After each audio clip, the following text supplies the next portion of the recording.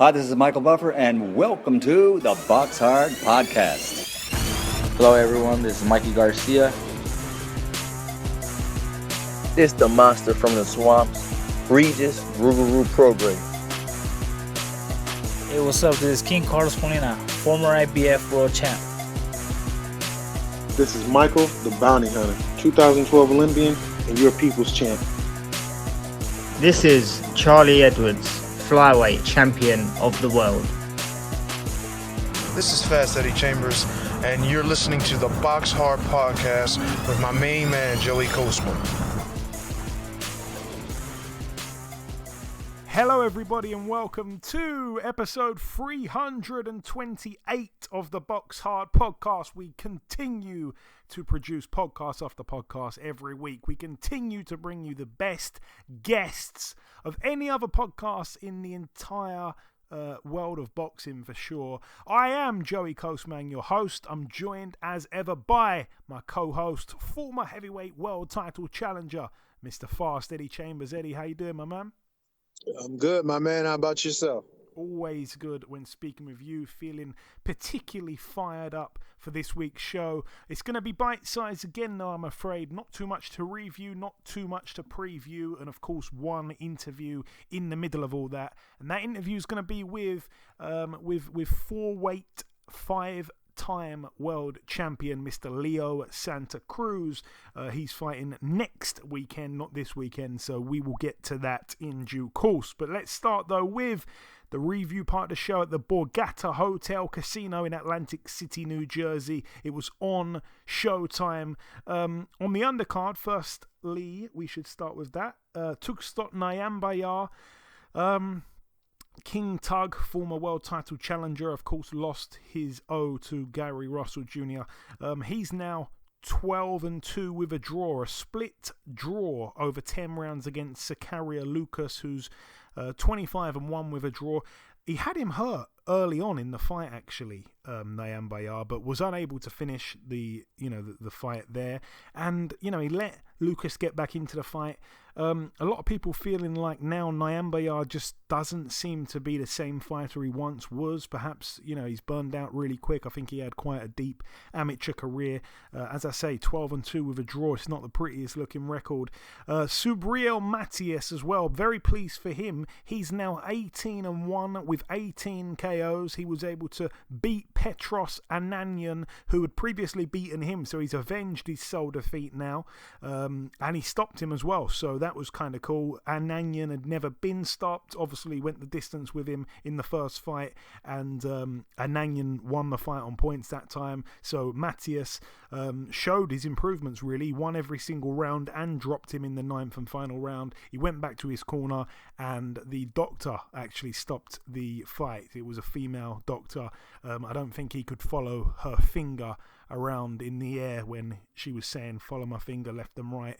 He was going right and left. I don't know what was going on there, but anyways, Ananyan now 16-3 with 2 draws, but Subriel Matias now 18-1. The main event, let's get to it. Friend of the show, Gary Russell Jr., the longest reigning champion in boxing, dethroned by the very hungry Mark Magsayo of the Philippines. He lost there his WBC featherweight world title. Very close fight in the end. 114 on one card. That was from female judge Lynn Carter. And then the other two judges had it 2 points to Magsayo. 115, 113, both to Magsayo. Real shock, to be honest with you, because this fight here, I said it on last week's show, I thought the odds were really too close for my liking, and I lost money on this one, to be honest with you. I did think that Gary Russell would have too much for Magsayo, who had been on the deck a couple times, had a couple really close fights, but I knew that he was going to give it his absolute all, and he was going to probably be the best version of himself that we'd ever seen. But yeah, Gary Russell said a couple days before the fight that he's got an injury. He's not going to say what it is, and it's probably going to bother him in the fight. I don't understand what that was all about. He went into the fight, obviously, quite clearly with an injured shoulder that did end up playing a massive part in the fight, because after he fully injured it, he didn't throw a single jab for the rest of the fight and then was ultimately outworked and outpointed. And when asked about it, they said, I think it was Jim Gray, said, "Why didn't you pull out the fight?" He said, no, this is what warriors do.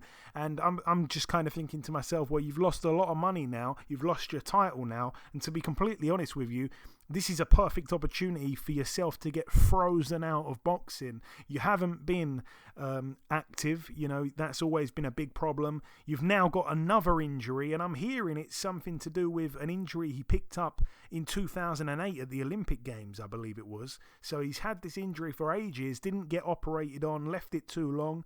A lot of fighters do that. I think even yourself, Eddie, suffered with something like that. I'll come to you in a sec. But I'm not sure where he goes from here, to be honest with you. He needs a rematch. I don't know if there was a rematch clause, but yeah, I mean, is he going to go and take another 2 years out the ring? He's now got another injury. As I say, no one's going to want to fight him because he's like high risk, low reward without a title now. But yeah, even though I said he was the longest reigning champion, he had very few defenses because of that inactivity, which was very frustrating for everyone. And yeah, I hate to be right, but I said, I could see him possibly getting outworked by someone like Magsayo, who throws a lot of punches, and he was the rightful winner in my eyes, as shocked as I was and as happy as I am, or as upset as I am for Gary Russell. I'm equally happy the other way to Magsayo. You could see, full of emotion, absolutely over the moon with his achievement there, and a very proud guy. Manny Pacquiao tweeted him after the fight, said, "Congratulations, thank you for winning another belt for our nation. Welcome to the club." I like it. But Eddie, I know you didn't see the fight, but just based upon my assessment there, tell me what you can pick from that, and just let me know what you think. I think it's a tough thing for a fighter to go in injured. It's even tougher for, when you mention it, because then it looks, suspicious, and you get a lot of whys. Why would you take a fight? Why would you, you know what I mean? My situation was a little different than his, whereas mine happened, a freak accident in the fight. But he had the opportunity to make the right business decision. I think he might have dropped the ball on that a little bit, because I understand you want to be a warrior. I understand you want to do the things that other fighters may not want to do or take a chance on doing. But in this case, like you said, he could have possibly lost him some money, further opportunities in his career, being a household name and all of those things, going forward. And maybe some of the opportunities with fighters that are, more well-known than him are now, people are like, whew, they going to wipe the sweat off their brow and say, I don't really have to deal with this guy much now. He's already lost his title. He's got, he's got another injury. He's going to be out the ring for a while. Why should, we even talk about Gary Russell right now? It kind of, like you said, it kind of does freeze him out of an opportunity. So it's unfortunate. I didn't see exactly what happened in the fight. But his career now is not necessarily in question. I mean, he always can come back. He's still really extremely talented and fast, has all the ability in the world. So he'll still be successful. He's just got to get himself in complete physical form and not in able to get in the ring without worrying about injury. And then he's also got to make sure he's dedicated and rededicated to and hungry to earning those titles and those stripes back. You know what I mean? As far as the other kid, he's, obviously I can imagine him being over the moon. It's just, no matter what the situation was and how he got the title, it's just the fact that he got it. And he's able to, with his countrymen, celebrate that kind of thing. It's just, I can only imagine the feeling that he's having. And it's a wonderful thing. Even when I won the fight to get the number one spot, it felt like I just won the title. So it's an awesome feeling to be one of the best in the world. And, I can appreciate how he feels and congratulations to him. Yeah, well said. And also a win on the undercard as well. I almost forgot to mention it, for Evan Holyfield, now 9-0. A unanimous decision win over 6 rounds against Chris Rollins, now 5-4 with a draw. That, though, brings the review part of the show to a close. That is it. So the final thing for me to do before we end part 1 is to welcome our special guest on this week's podcast. Ladies and gentlemen, please welcome the 4-weight, 5-time champion of the world. It is, of course, Mr. Leo Santa Cruz. Leo, welcome to the show, my friend. Thank you. Thank you for having me here. I'm Hey, very happy. it's absolutely my pleasure, Leo. The main reason we're talking is, of course, to discuss your upcoming fight. I must ask you, though, how have you been since your last fight? I think I had you winning every single round until that devastating KO at the hands of Gervonta Davis. How have you been since that fight, mentally more than anything, Leo? Thank you very much. It means a lot that you had me winning the rounds. I feel good. Messages like yours or comments like yours that you had me winning. It makes me feel good. It makes me want to come back to boxing and fight and give more fights. Cause I think Gervonta Davis is a great fighter and everything. I just got caught.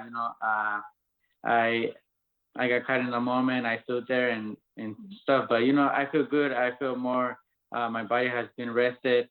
I had a good time to rest, to be with the family and everything, and now I'm ready to come back to the ring and give great fights like always. Yeah, because you seem to be a very positive character. Obviously, to lose like that the first time in your career being stopped. Yeah. So I'm happy to hear that you spent time out, took time with the family. Yeah.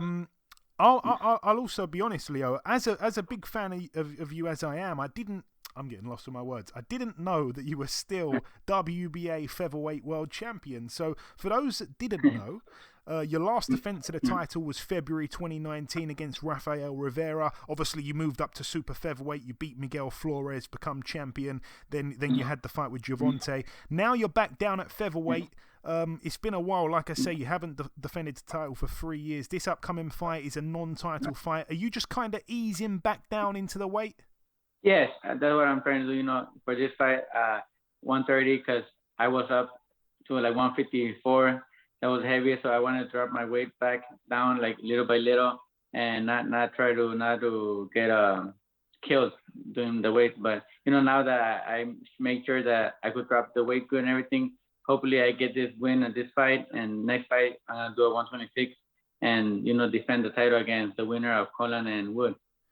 Okay, excellent. Thank you for clearing that up. And yeah, let's talk about your upcoming fight, February 5th in Las Vegas, as part of the Thurman Barrios undercard. You'll be taking on Keenan Carbajal, who is a very big guy for the weight. He hasn't lost a fight in almost 7 years. He's in good form. He's been knocking guys out. I'm sure he's going to give it his all. This is like his world title fight.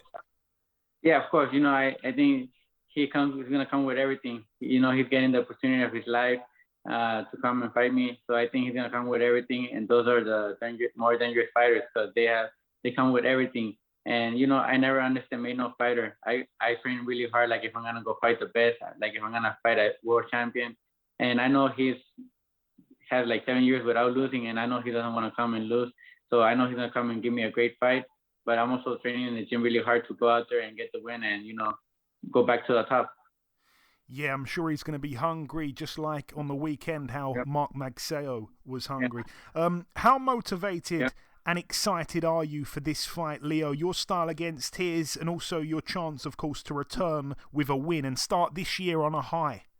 Yeah, I'm very motivated because I want to go back to the top. I've been training really hard. I've been sparring and doing everything good here in the gym to go out there and, show the world that Leo Santa Cruz is back. That that Gervonta Davis, it was a hard defeat, but that I want to come back to the top, and I know Keenan Carbajal is gonna come and give a great fight. We're gonna go back and forth. We're gonna be a war, and at the end of the day, I think that fight is gonna put me back on the top. And of course, as you mentioned, you'll be taking on, providing you get through this fight, you'll be taking on the winner of Leigh Wood and Michael Conlan. Tell me, Leo, do you have an opinion on their fight? Do you have a prediction how it's going to play out? Have you seen enough of both guys to give a prediction?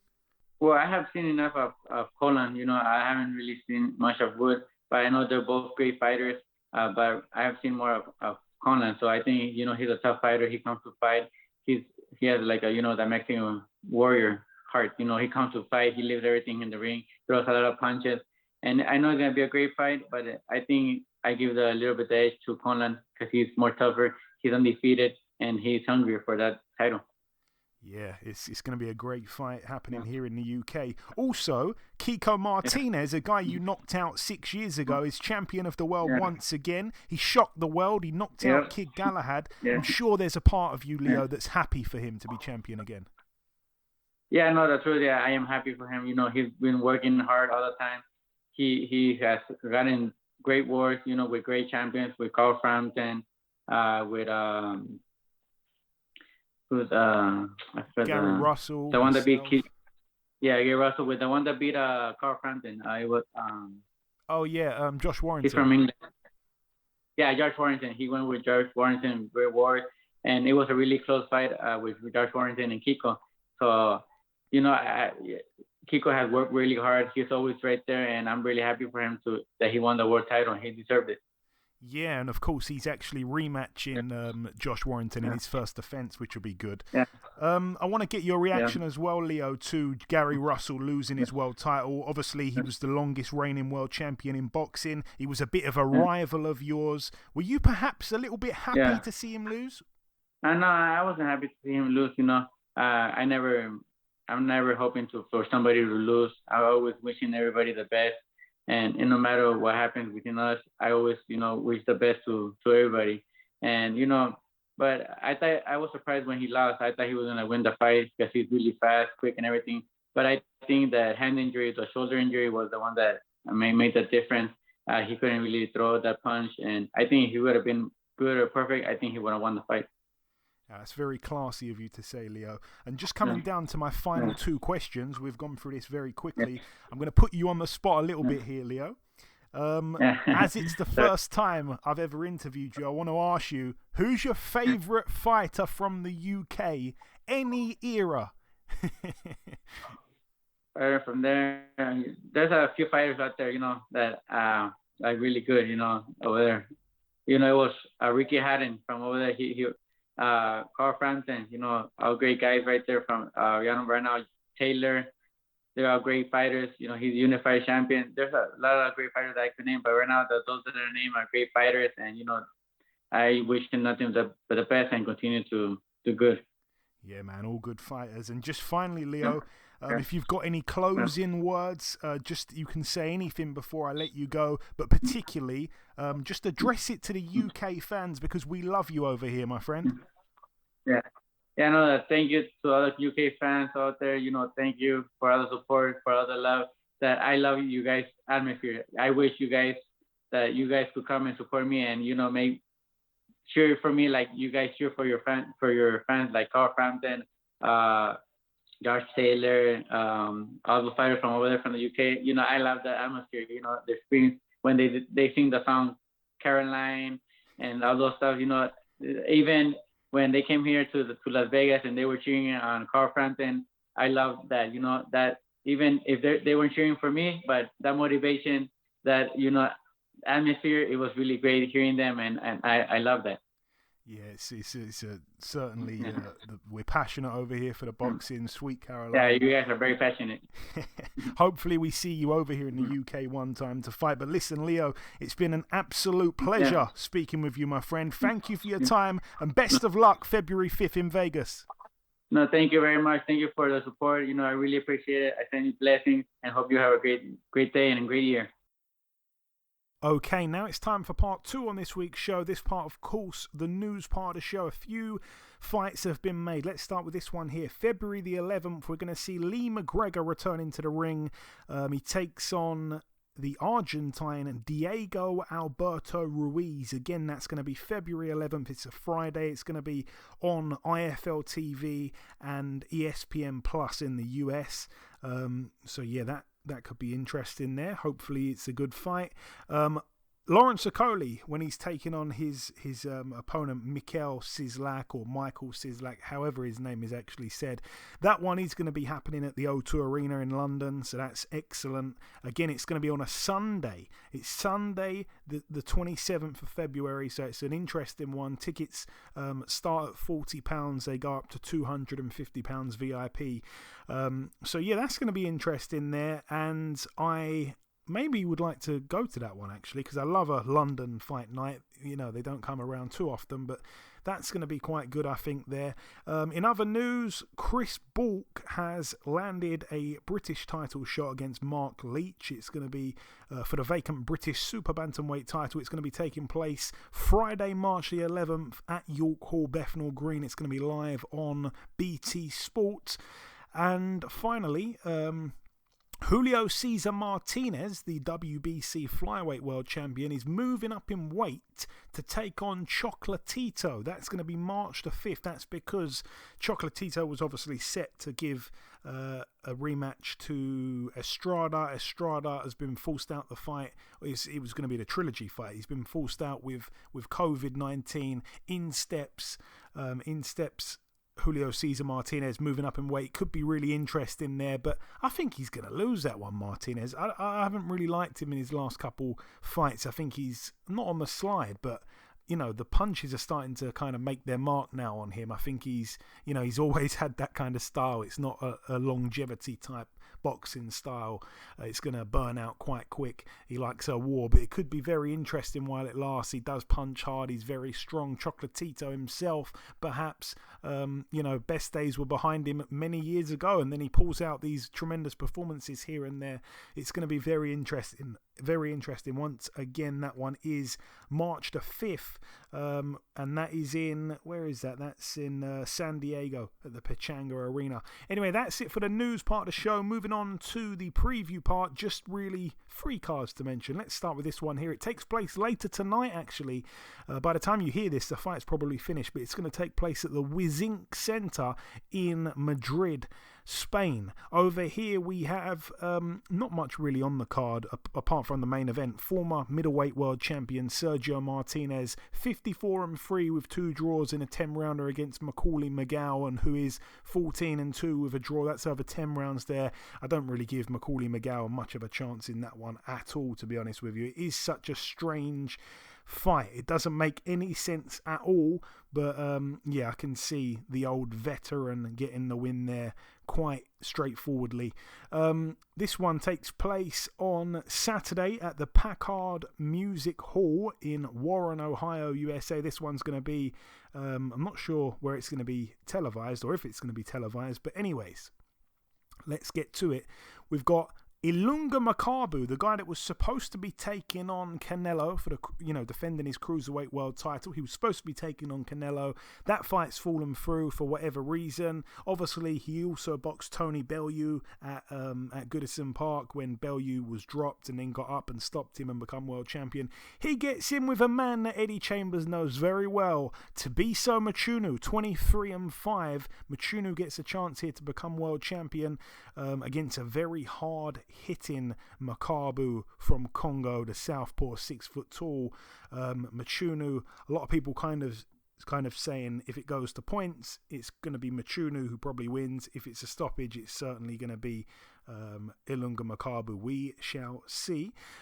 Elsewhere on that undercard, Trevor Bryan, 21-0, defends his WBA World Heavyweight title. I should mention this card, of course, is being promoted by Don King. But anyway, Trevor Bryan gets in with Jonathan Guidry, who's got a record of 17-0 with 10 KOs. He's got 2 draws.